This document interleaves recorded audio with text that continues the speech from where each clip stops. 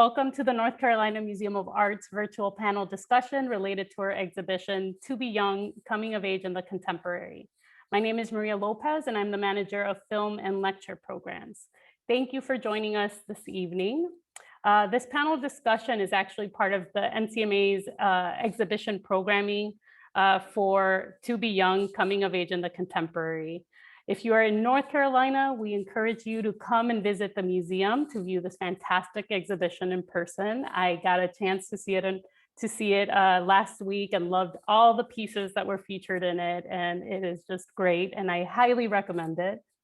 Our moderator today, Maya Brooks, the NCMA's Mellon Foundation Assistant Curator and Curator of the To Be Young exhibition, will provide an introduction to the exhibition, introduce our panelists, and then we will have a short Q&A session where you can share some questions. We'll share your questions with the panelists. You can enter your questions using the Q&A function or the chat box, or we're trying something different. So if you'd like to share your question out loud with our panelists, you can use the raise hand function, and then we can allow you to unmute yourself and you can ask it out loud. When asking questions, you can specify if the question is for one or all of the panelists, and we will try to get through as many questions as we can. We will record this lecture and make it available on the NCMA YouTube page, and we'll also be sharing it with everybody who registered but couldn't make it. And without further ado, I'd like to introduce the NCMA's Mellon Foundation Assistant Curator, Maya Brooks. Maya's research background is in modern and contemporary art with a focus on the African diaspora and the Black arts movement. Brooks' professional mission is to provide equitable museum experiences for diverse populations. Welcome, Maya. Hi, everyone. Thank you so much for joining us for today's panel. I'm very excited to be here with you all and to be here with our two panelists, Jaylan and Faith, who have become such close friends to me and just very, very loving and professional colleagues. And so I'm really excited to be able to introduce you all to them and also introduce myself to you all a little bit through this discussion. So I'm actually going to share my screen now. Make sure you all can see our slides. And so just a little bit of background about the exhibition for those who haven't been able to visit yet, or have seen it but needed a little bit more detail about it. So my essential question for the exhibition was, where does childhood end and adulthood begin? And so I chose to feature both figurative and abstract images from the museum collection to explore how youth process development through concepts such as identity, community, kinship, etc., to form these new perspectives on the world. Along with that, I also wanted to think about how youth challenge, societal definitions of maturity as a collective. And so that was a big deal for me. So I formed this idea after being involved in different conversations about the lack of younger representation in museums. Some folks I know were discussing that they've never seen an exhibition specifically dedicated to understanding youth, or especially ones featuring Black and Latina youth, in our experiences growing up. So if you walk through the exhibition, there are photographs or paintings that feature Black and Latina youth on most of the prominent walls. And that was a really big thing for me, including our two key loans here from Jaylan and Faith. And so to introduce you, I'm going to start with Faith here. So Faith is originally from Durham, North Carolina. She left us for a while to work in Baltimore, but recently returned to the area. She's a fine artist who works predominantly with photography and video art. Her work highlights themes of Black memory landscapes, the archive, and exploring Black aesthetics and iconography. She has been included in Forbes magazine for her work as a photographer and Forbes 30 Under 30 feature. She's exhibited work at New Image Art Gallery in Los Angeles, the ICP in New York, the National Museum at Duke in Durham, North Carolina, and the Aperture Foundation in New York City. And now she joins us here at the NCMA.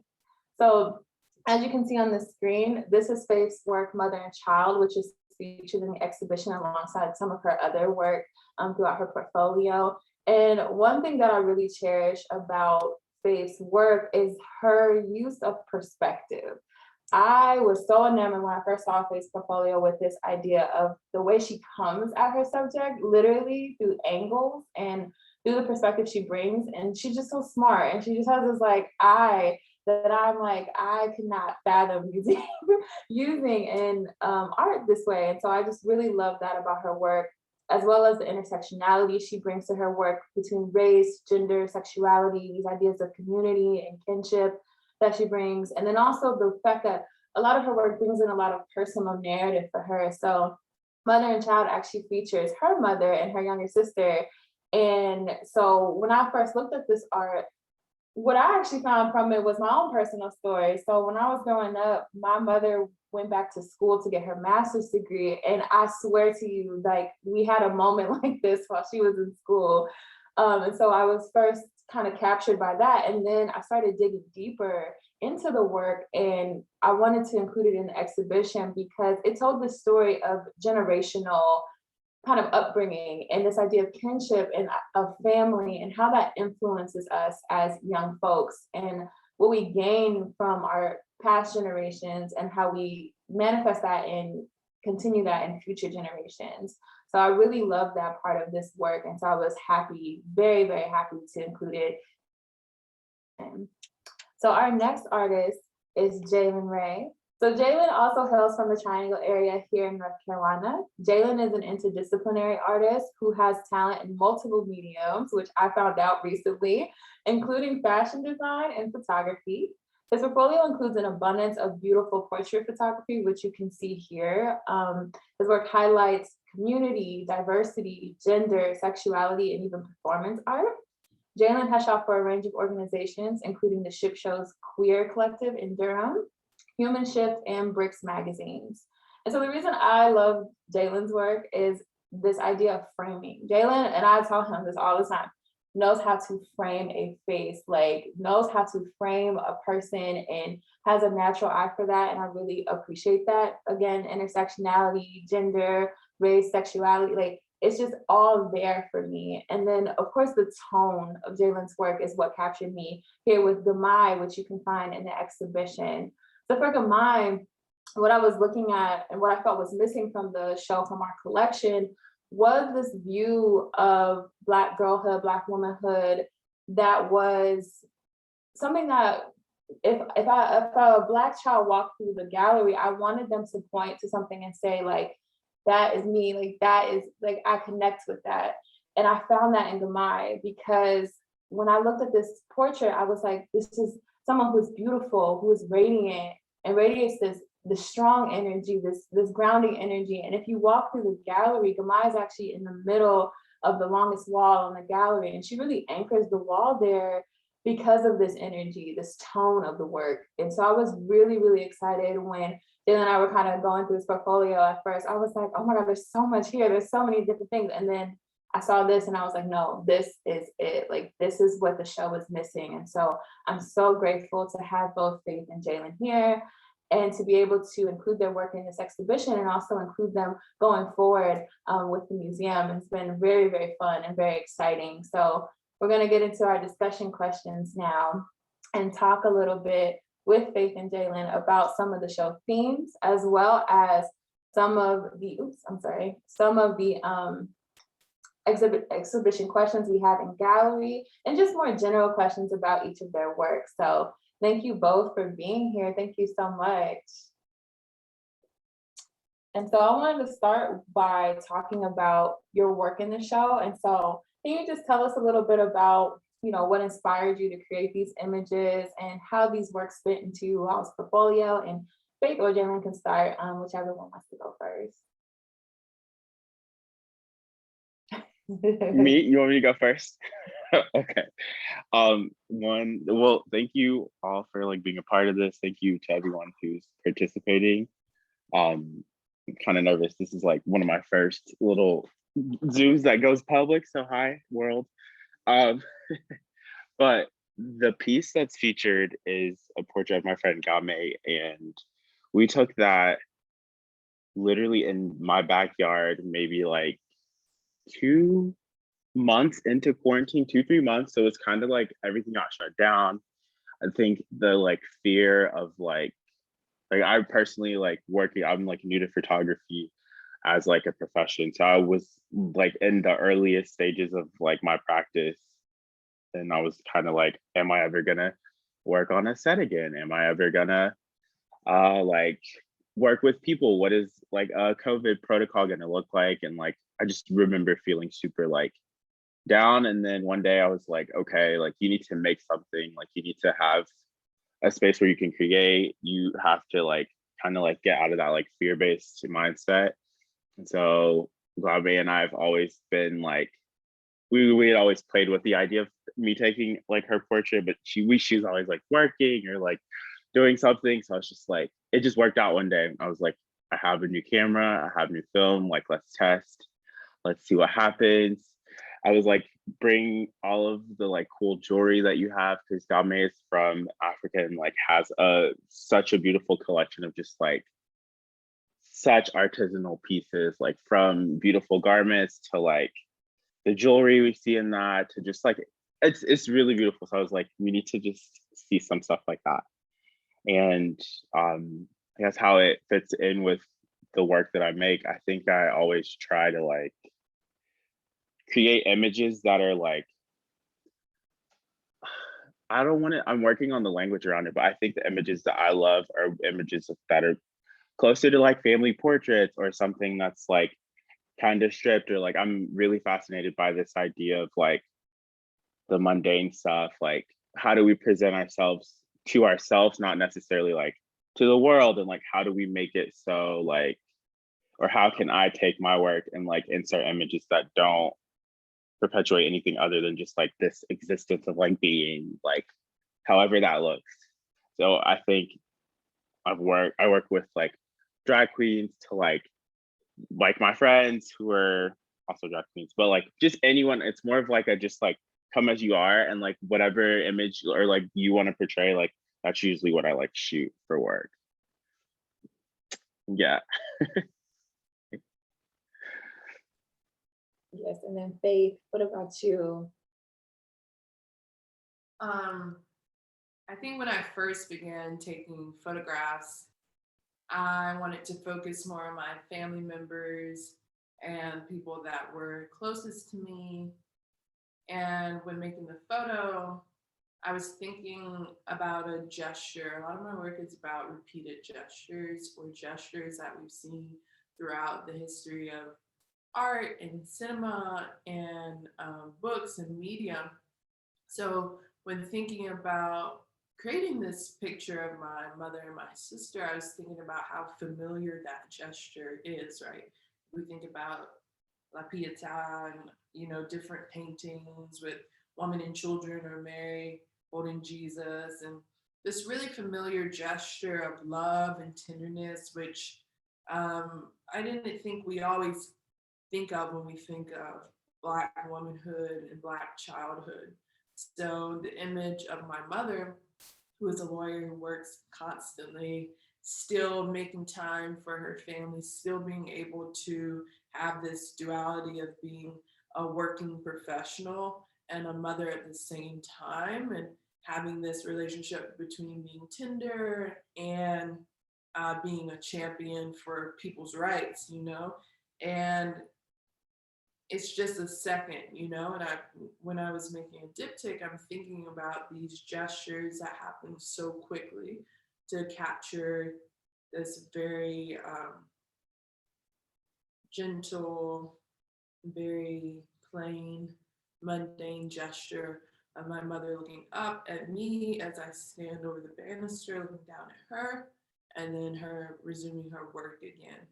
So when I first began taking photographs, I was thinking about how the media, when we look at film and we look at movies and we look at books and we have drawings and depictions of Black people, oftentimes it wasn't relatable to me and to my life.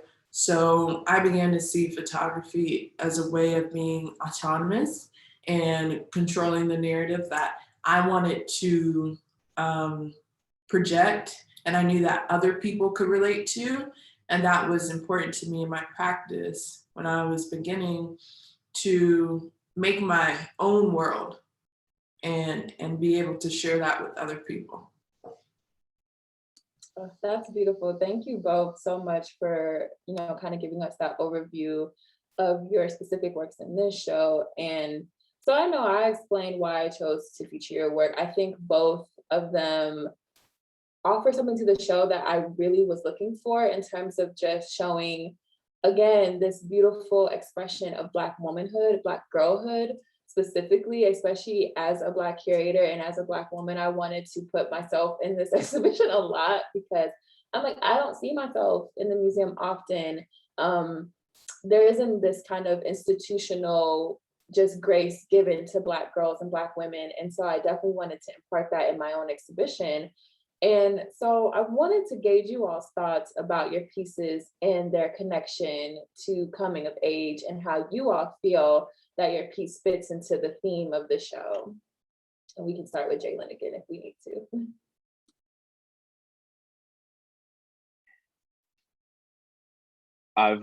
I've been sitting with this idea a lot, just looking at the questions prior, and I was like, I think the best way I can put how I feel like it fits into this idea of coming of age is that like the image is literally of someone that is like, I feel like I've always or like a lot of my practice has been like documenting my friends and like people I know and like people I'm like close to, and usually we're like most of the people I've photographed early on have been like younger or like in this age range that's like, if it's not a family portrait or something with me, it's like friends that are like between the ranges of like mid 20s, like early 20s to mid 20s. And I think that that's literally like what I think of when I think of coming of age on like like from like a top surface level. But then I started to think about that more, and it's like we're constantly figuring out who we are. I think we're constantly coming to, like this whole like exhibit and just process has made me think about like what is the age we're coming to when we think of coming of age. So it's like it kind of just like goes like, because I feel like I'm 26 now and then 27's hitting and I'm like, okay, so this is another year. What did you learn? What did you like see? How did you grow? What do you want to keep? What do you want to change? So I think that image is literally of someone who's just figuring out life. We both me and her, like we're figuring out life at that time. And we're in like completely different places, but I think we're like coming to wherever the age is at that moment. Does that like make sense? It definitely does. It does make sense. It's very interesting to think about the individual kind of idea of coming of age. Like it's different for everybody. It's so subjective. And I think that's a big part of this show, is to show that we all have our own ideals of what coming of age should look like and feel like. And so that's very valid. And so yeah, for you to bring that up is important, I think, in this discussion. Okay. Word. Maya, would you mind repeating the question? Yes. So I know why I chose your work for this show, especially because when I was choosing works, I talked to you both about what exactly you all had in your portfolio that fit the theme, but I wanted to hear from you all how you feel your work fits into the theme of coming of age specifically. Okay. I think childhood is a very tender, fleeting time period. And when you're growing up, you're hearing older people say, time flies. And when you're young, it's kind of hard to conceptualize that. And even more so for Black and Brown children, we're often not depicted or even seen as children.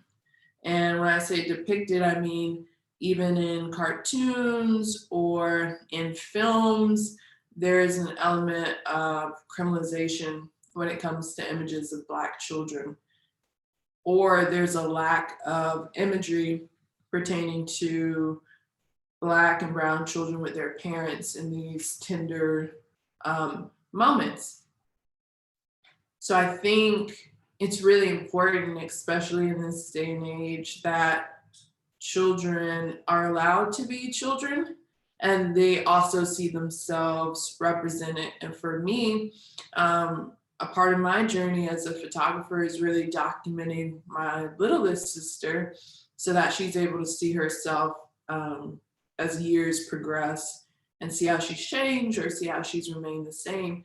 But I think the act of documenting young Black and Brown children is really important, and not just documenting them, but documenting them in times where they are happy or peaceful or joyful. I think that's impactful. So I think that photography specifically does something that painting and maybe drawing and sculpture does not do, where photography is able to confirm truths or create a new reality for people, for them to recognize themselves in. And I think that's what makes it very powerful and timely, and that fits into the theme of To Be Young. You brought up a really good point, and it's actually a theme that I was thinking about heavy when I was planning the exhibition, which is adultification, the adultification of Black and Latinx children, and how hurtful it is to constantly be reminded that you're not looked up on, as a child, and you're not looked on as youthful, even if you are a certain age. We are always seen as grown, quote unquote, and or we're seen as older than we are, older than we seem, and how that takes away some of our experiences as a child. So that's definitely something that I wanted to emphasize during, throughout the exhibition, was that Black and Latinx children are children, or not even just children, youth, are youthful, and we have youthful experiences. We play, we hang out, we chill, like we are well-rounded and multifaceted and not just one-dimensional as we are often portrayed in media, like you said. So I'm really grateful that you brought that up. And then also ties into our next question, which is a more thematic, kind of larger question, which is, how do you both define youth? This is actually something Faith brought up in one of our planning meetings, was that youth is so broad, it's so expansive. So how do you define that for yourself, and is it synonymous to childhood, or is it something completely different for you as an artist and as an individual?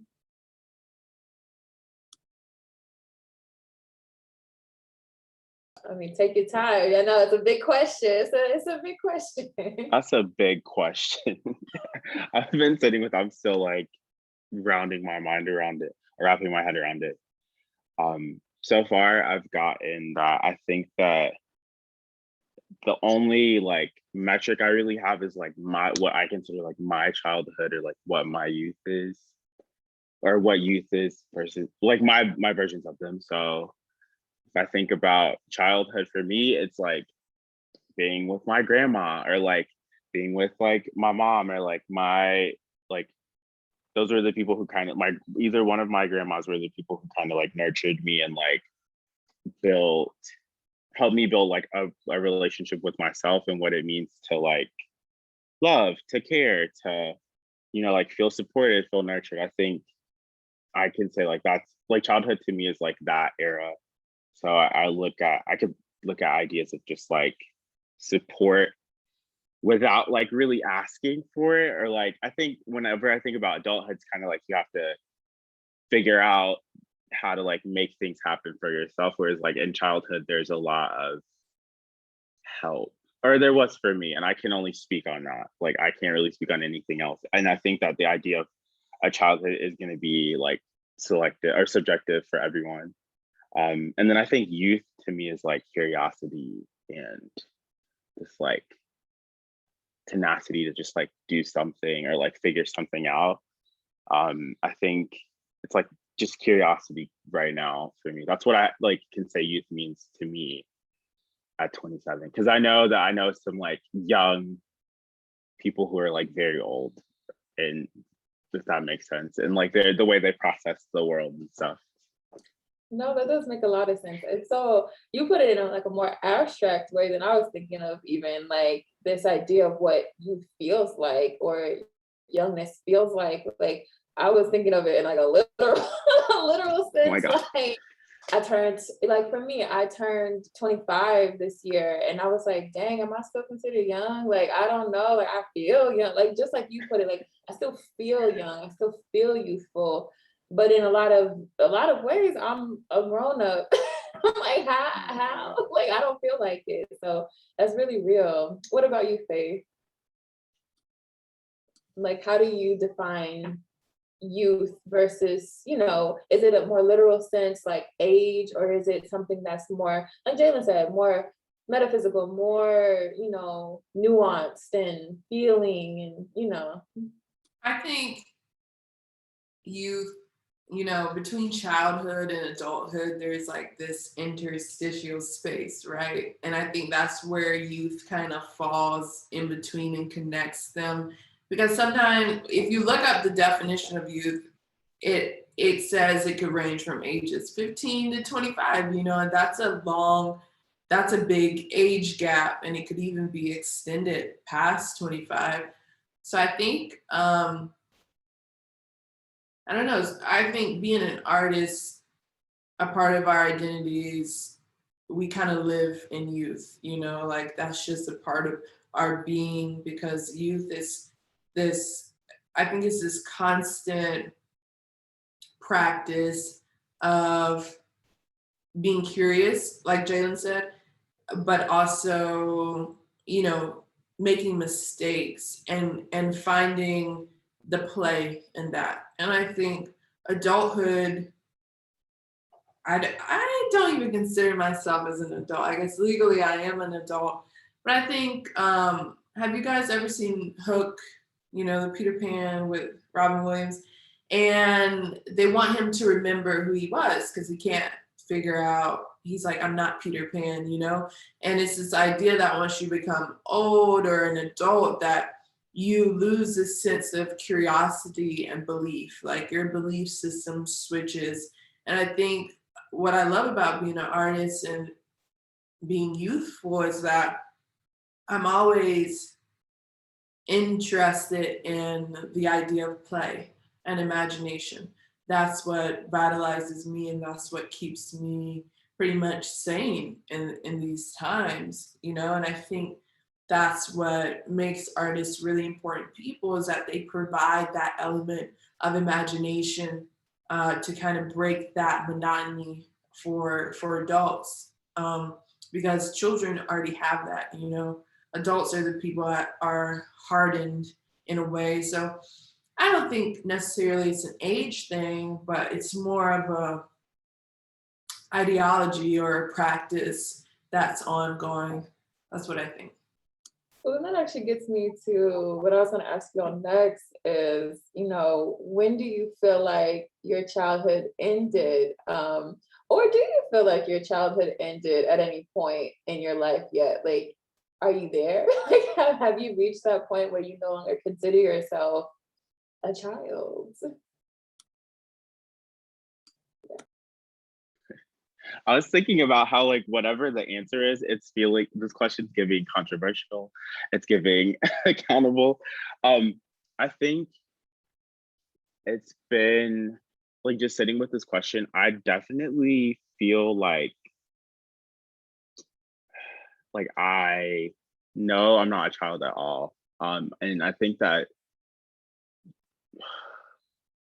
it's like, again, I think this is based on like my personal like opinion or like experience, but I feel like my relationship with childhood I feel like it kind of like shed away in like phases, and then there's parts of it that I'm like picking up now, just with like the idea of having like a new like perspective on like every day, or like waking up and like being like, okay, we have like, we were giving this is what we're going to make with it, like let's explore it. But I think if I had to choose a moment when I feel like I realized that like childhood wasn't a thing for me, it had to be like my experiences with like just different like people being really close to me like passing away, and like this idea of like life and death is something that I think about within my work a lot because of just like life experiences and like the importance of documentation of people that we love. And I think that once I experienced like the death of someone super close to me, like that I like never thought of it being a thing or ever happening, that kind of shifted my relationship with just like the world. And I think that's when I guess childhood shifts, because I think that in childhood you're kind of like you're a product of the people that raise you, whoever that is. And I think that my relationship with the idea of childhood is like, once I can start creating my own like philosophies on how I want to move through the world, or like what I see, or like what I do, that's when it shifts. And I think like when I realized that you actually like pass away, and there's like not a like you can't there's not going to be a time when you can always like call someone that you know or love, like that just made me live in a different way, which I think shifted the whole idea of childhood for me, because it was like, oh, like life is like, this isn't a joke, this isn't a movie, this isn't like some cool, I mean it's cool, I can't say nothing's cool, no, like life has its flows, but it's not something that is like, it's like that saying where it's like, this isn't really a dress rehearsal, it's giving very like, this is the show, you know. And like you have to make mistakes and things like that, but it's still like very, we hear this is real. And then you have to do what you have to do, you know. That's very true. You know, when I was thinking of this question too, I was like, I don't know about you all, but I've been doing a lot of work lately, especially because I've just been going through different things personally. And there's this like idea of nurturing your inner child. And so for me, I was kind of like, well, I know I'm not a child, but I feel like I'm returning to her. Like I'm returning and taking care of that child that I didn't get to all the time as a kid. Like I didn't always get to be a kid when I was growing up. And so now that I'm an adult and I have certain freedoms, I have certain privileges that I didn't have back then, like I'm definitely returning to my childhood to take care of younger Maya. And I'm like nurturing her, I'm giving her love, I'm letting her play, I'm letting her experience the world.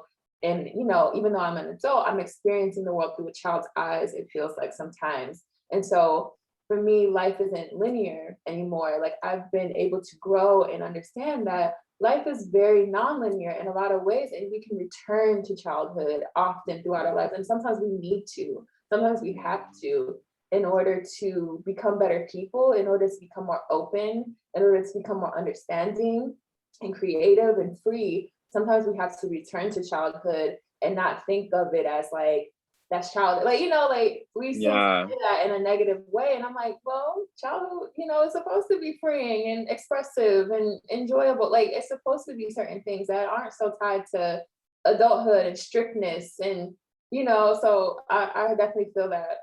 What about you, Faith? How are you feeling about this question? I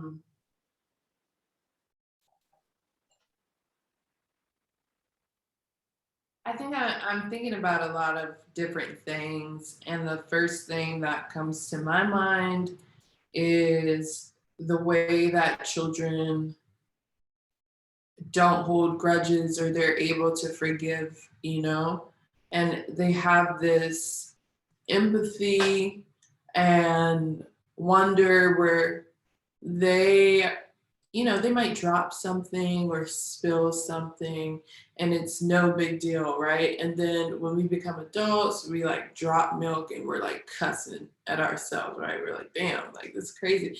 And I'm thinking about, you know, since I've been with my partner who has experienced a lot of life-changing things, he's kind of taught me how to kind of back up and take a look at the bigger picture, you know, because, you know, who cares, right? Who cares about the little stuff?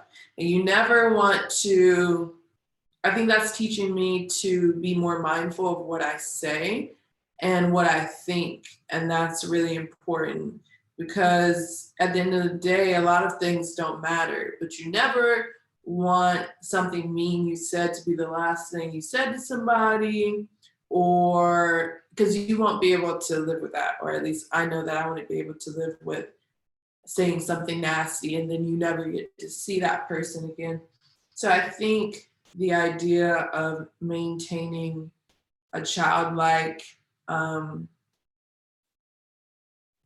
empathy and wonder helps to not be so angry and uptight about things that really don't matter, you know, because what matters at the end of the day is that you get to spend time with the people that you love, you know, you have your health, and you know, you got some food on the table, right?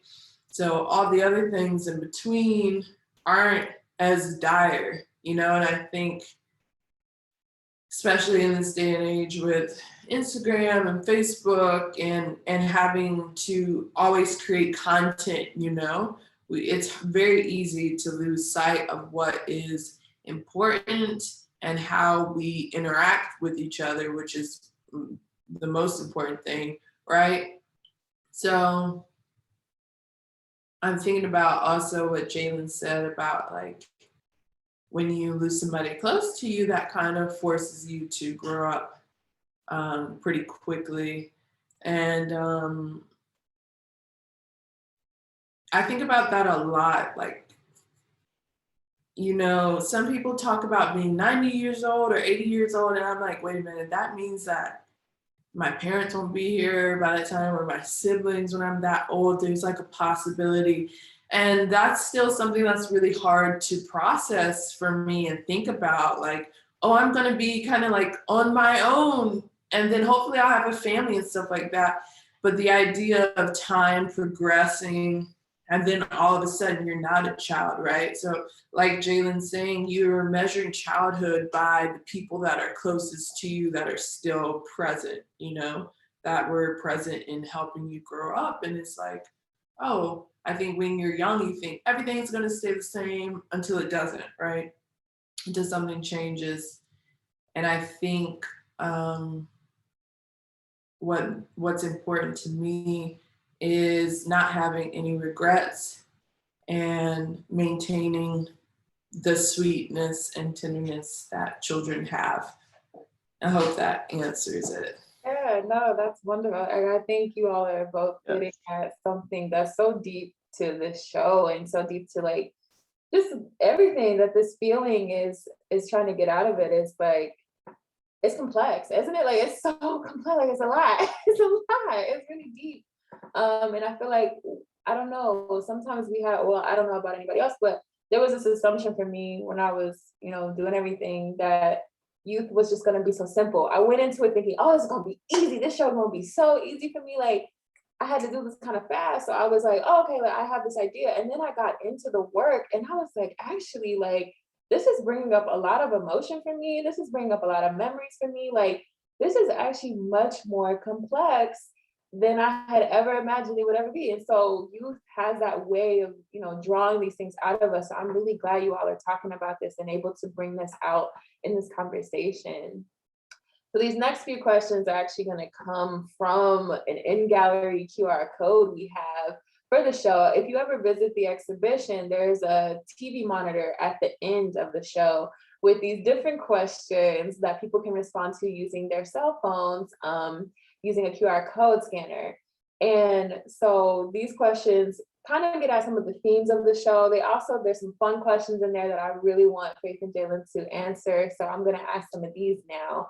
But the first question is, what was the best piece of advice you received as a child? If you ever received any kind of advice, like what was the pinnacle of advice you ever got as a child?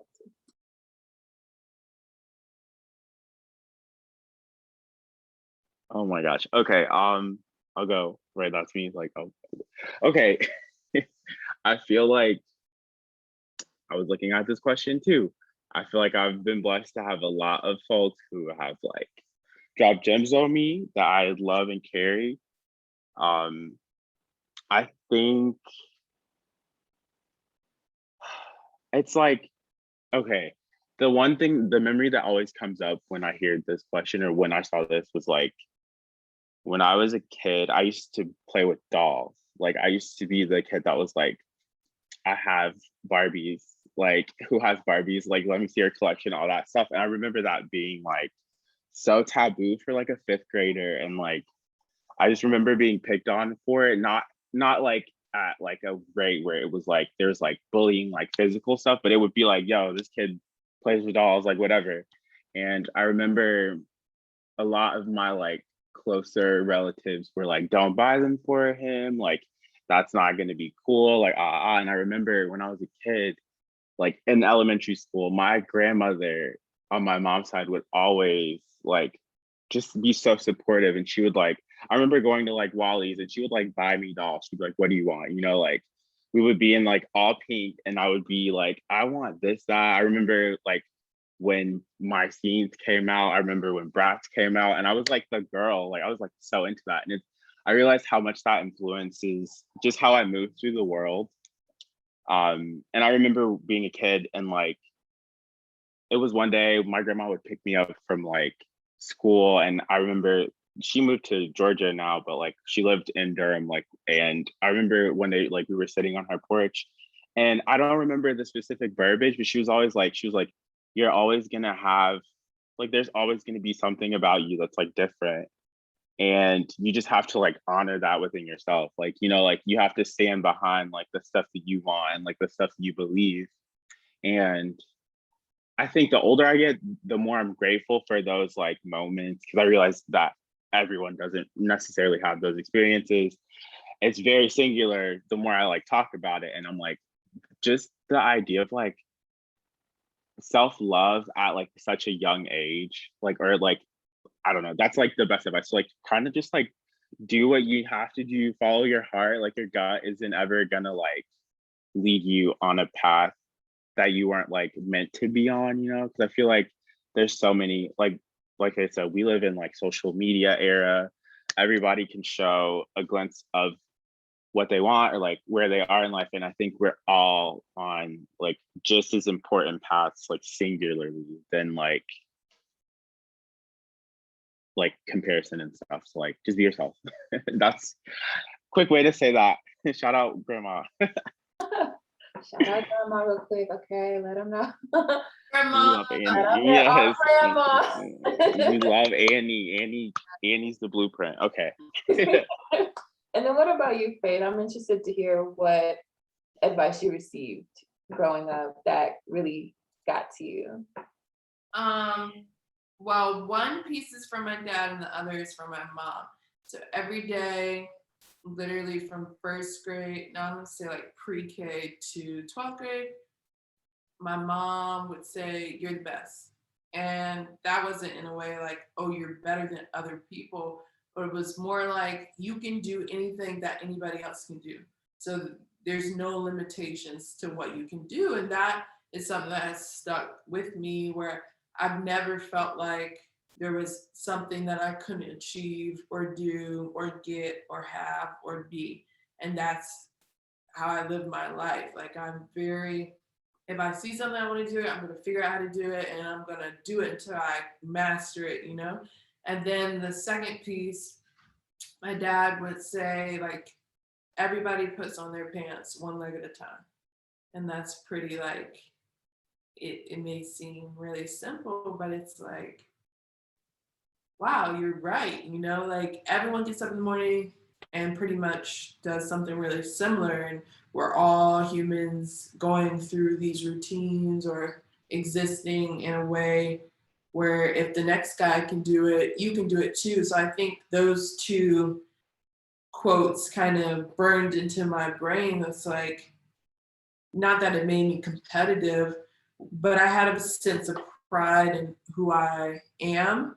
And I knew that I could tackle anything that I put my mind to, and not to worry about what other people were doing. So I think that's always stuck with me.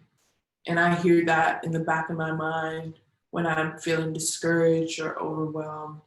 And yeah, those are my 2 cents.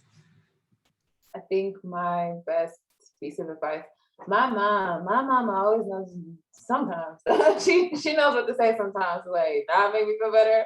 But my mom is like a tough love kind of woman, and I'm always really, really hard on myself. And so my mom kind of always taught me to just like ease up. Like I really need to like ease up. I'm always gas pedal down, like I gotta get it. And so I think the best piece of advice I've ever gotten is to just take it easy sometimes. And like the world is shifting, circumstances are changing. Like you have the power to do anything you want to do, just like you both said.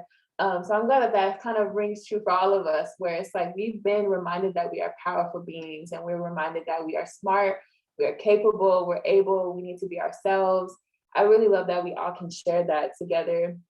This next question, okay, it's a fun question. It's a funny question. Everybody loves this question from the exhibition. I'm gonna skip down one and ask you, what does childhood taste like to you? And what does it sound like to you?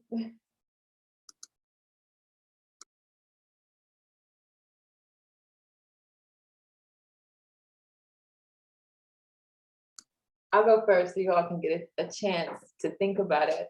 So childhood to me, even today, a good PB&J, y'all, classic. Classic. I made a PB&J yesterday, actually, but I don't know why. I was like, I think peanut butter and jelly now grounds me. Like whenever I am like super stressed and super like, oh my God, life is really beating me up, I always make a PB&J because it just takes me to a different place of just like, okay, I'm solid, I'm here, I'm peaceful, I'm okay. Like I can do things. I don't know whether it's the texture or what. And then it always sounds like childhood always sounds, my mom's voice. Mom has a very distinct voice and I love it so much. But she used to like, our house, her room is like across the hall from mine. So she used to say my name so loudly. So I can always hear her in the back of my head sometimes saying, Maya, from across the house. So that is what my childhood sounded like. Was I was always into some things. I was always needed to be somewhere. So, and my family calls me Mai. So I can always hear Mai in the back of my head when I think about my childhood. So.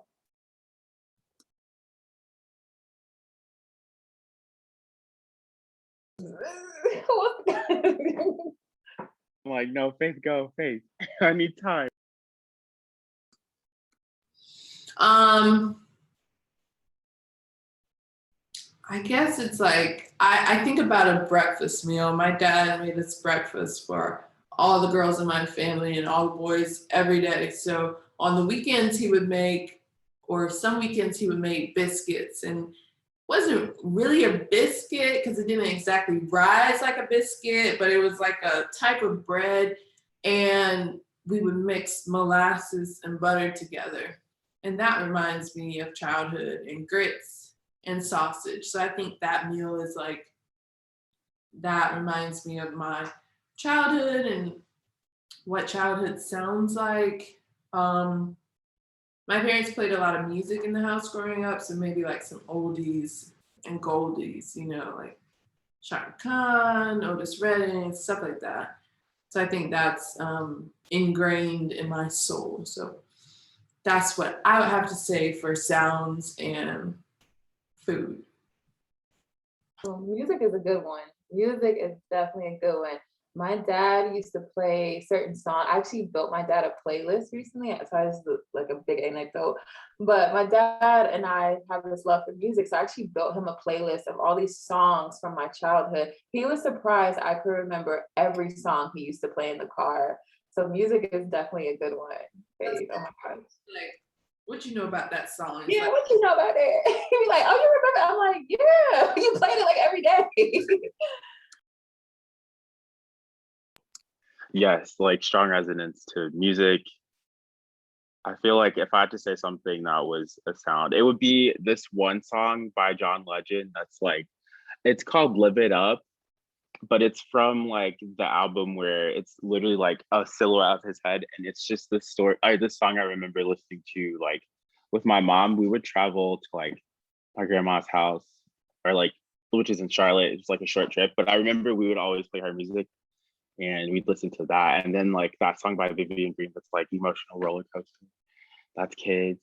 And then for some reason, like Tweet, like that song that's like, oh my, like, ooh, I listened to that like in the shower one day, like last week, and I was like, oh, this is good. But of course, when the songs came out, I was like actually really young. And then I guess it for me, coffee is something that reminds me of my childhood because I remember like being really young and then traveling to see like my great grandfather out in like Kentucky in the middle of like nowhere, and like all the adults would have coffee and I would just be like fascinated by like, what is this thing? It smells really good. And they would always like let me have coffee at such a young age. And I think that's just like, that reminds me of like being a kid. And that for some reason I keep thinking of like drinks too, like those like hard, what are the, I can't pronounce the name, but like the Harnitos or like it's like the orange. Oh, Ritos, yeah. Like I remember the first time I ever had one of those, I was like super young in this art program and like with all the kids, and we like got to like walk down the street to like go to a store, and I remember that like being obsessed with those too. Oh, those are it, honestly. I grew up in a Mexican restaurant. Yeah. Had the lime one on deck, okay? They're so good. So good. So That also reminds me of a child. Oh my gosh. Yo, anyways, I just had a really big flashback to growing up in this restaurant. Okay. I want to ask this last question before we start taking some questions from our guest here in the panel. So I just wanted to make sure that we can highlight some of the other work you all are doing. So are there any current projects either of you are excited for or interested in highlighting, any future work we can look forward to from either of you? I just wanted to make sure we got a time for that. Faye. Jaylan's wanting to pay. Right now I'm working on a music video. It's like a mini music video for my friend Malcolm Jamal, and he plays the cello. And that's really cool. Right now I'm in the preliminary stages of planning a shoot that I have, so I'm looking forward to that, but it's still very early. So that's what I got going on. I think right now the things I'm working on are like really sitting with what kind of images I feel like I want to add into the like diaspora of images that is the internet. So I've been kind of like honestly taking a break from like pictures, other than like working with just like different organizations and helping them with like their stuff. But I feel like for my art practice right now, I'm like teaching myself, I'm like really curious about this idea of like how we consume clothes and how much labor actually goes into making garments. So I'm like kind of teaching myself or like sitting with what it means to make a shirt or a pair of pants or something like that, and just how like just learning how laborious it is and like how much of a literal art it is to make clothes is something that I'm like really interested in right now. And I've sewn since I was like a kid, but like now I'm super into this idea of like how much does it really take to make and execute things that are like up to the standard that is like the mainstream consumer stuff. And it's a lot of work. I'm like, everybody should be paying. I used to think that like $300 for a shirt was something that was like crazy, but now that I'm like seeing how laborious it is, that price point makes way more sense to me than a lot of the stuff that I see now. But that's a whole like tangent on sustainability that we don't have time for right now.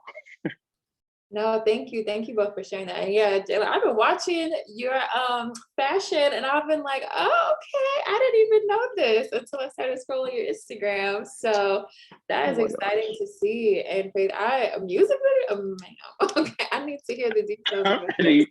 A celloist, like, okay, what? Yo, guys. Y'all are doing such great work. I want to make sure we take some time, any kind of questions or any kind of commentary from the audience. If you have anything, please make sure to either drop it in the chat or raise your hand so that we can talk for the next couple minutes. The floor is open, so please. I have a question actually. So, this pandemic kept us at home, and a lot of us picked up some new hobbies, tried out some new hobbies. So was there anything, a new hobby that you picked up during this past crazy year, or something new that you got into? Ooh, I used to crochet a lot, and I started crocheting again. Like I have so much yarn. I had like a episode. I was like, I'm gonna crochet everything. I was like, I'm gonna make socks. I'm gonna make blankets. So I just have Yes. yarn that I'm yet to do. I did make some socks and I made some blankets, but I am trying to continue to do that. I'm trying to unplug more, right? So I've been crocheting. I want to get back into painting again. I really love painting. What else? Oh, teaching myself how to play piano again. That's what I've been doing. And I got one of those little, like, I made a loom. So I'm like, right now, I'm like, it's might as well be 1812. Yeah, period. No, literally, that's it. That's the whole energy. Like what they've said, like just the idea of unwinding and like getting into something that like literally I've been doing research and stuff, and I feel like I've been sitting with how there's different forms of meditation. So like you could lay down and like you could zone out and like do like a still meditation, but like there's these studies that say like when you like are painting or doing something with your hands or like running or working out, like these are all forms of meditation, or like the way our brains work, it like lights up those similar spaces in your head. So I've been like, dude, that's why I got into sewing, because I was like, I keep looking at Essence. It's like this like luxury Canadian like brand, and like they have the most beautiful clothes, and like the price points are like steep, and I'm like, I've sat down so long and been like, am I gonna give them like all my money? Like, is it worth it? And then I'm like, no. Like, and I've done it. I feel like I've done it. They've gotten like get them out, but now I'm like, okay, you need to kind of learn how to like make some like, what do you have in you, like so sewing and like painting, and honestly like a lot of research on like mindfulness, as like cliche as that sounds. It's like this idea of like how do we cope with the stress that is like modern day stuff. So like into meditation, like therapy. What'd you say? That's so important, Jaylan. Mindfulness. Yeah. Yeah. Yeah. I think for me, I've been like cooking a lot. I cook so much food, and it's just me, and it's really insane how much I can make. But yeah, I've been cooking a lot. I also like, I don't know how these cost money, low key. Like, I don't know what that's about, but I have a record collection that is like my pride and joy. And so I've been like record collecting lately, and like really getting into physically owning the music that I listen to every day. And like that's been like such a fun adventure for me. And I go to this certain shop all the time to get them. So it's like just yeah, like really practicing that. And then also going on walks. I feel like that's what's been keeping me sane, is like getting into nature, really reconnecting, and just I don't know what it is. Like this park I go to has like honeysuckle and stuff, and just like remembering that there's things like that in the world that I can enjoy. So that's how I've been coping. Yeah. And I don't want to take up too much time, but when we signed on earlier, I asked this question, and my background is in film, so I always love asking people what their favorite coming of age movie is. So if you'd love to share that. Well, I have to edit mine. Hold on.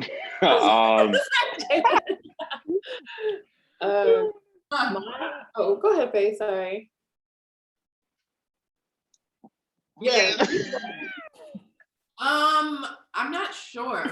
I gotta think about that. Coming of age. What do y'all mean when you say coming of age? Yeah. I think films and that's one of the things that I want to define like as well when I'm curating this film series, is what is coming of age. And to me, it just represents like an experience or experiences that you have as a child, or a young person, teenager, that like really impact you emotionally and like change your perspective on something, on your parents, on friends, on family? Okay. Okay, I'm gonna tell you guys, but don't clown me for it. Okay. We'll see. We'll see. Only if you do the same. I'm a diehard The Notebook fan. I watch that Aw. every time, any time of the day, any time of the night. But the way somebody cuts the onions every time, like, I don't know. I'm like a romantic, like, what do you want? You know, in the rain, kissing, crying. That touched me, and I was like, the bar is up here. It's up here, and so changed my life, and I haven't been back since. I even read the book. Like yeah. I feel like that, and then on the opposite end of the spectrum, let me look. I got like a on my phone. 1 moment, please. Mm. Could it be like a TV show? Yeah. That's what I was gonna say. Oh my God, yo, yes. No, Maria, yes, a TV show, right? Show, the Bernie Mac show really hits home for me. It reminded me of my dad. Like after school, me and my dad would pick me up, so we would go home and like eat and watch that together. And it's like, if you haven't seen the Bernie Mac show, he takes in his sister's kids and he's like learning how to be a parent essentially, and they're learning together. And I like things that are like fables or like teachable. That, and my last one is Happily Ever After, Fairy Tales for Every Child. Yes. That, Yes. I watch that too on Saturdays. I try to have like a cartoon. Yes, I still watch them. I go back and watch them. They're so good. All the ethnic stories. I'm like, it just Yeah. Yes. I know they're all different, but that really, it's in here. Yeah. Yeah. Ooh. Did you come up with something, Jaylan? Did you change?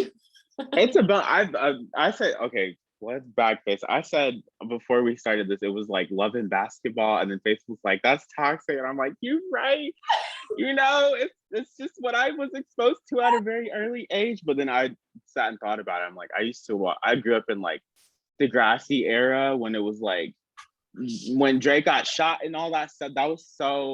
That was very coming of age. Like Marco was like gay and everyone was like I remember that was the first time I ever saw something and I was like, yes, me emotion. So I don't know. It's like I'm doing this series of like going through all the stuff that I watched when I was young, and I was like, okay, like work. This is our foundation. Mine is Crooklyn by Spike Lee. First of all, Spike Lee's my favorite director. My dad used to make me watch all the Spike Lee movies, and so like I even have the collection of them now, and like a bunch of posters from him.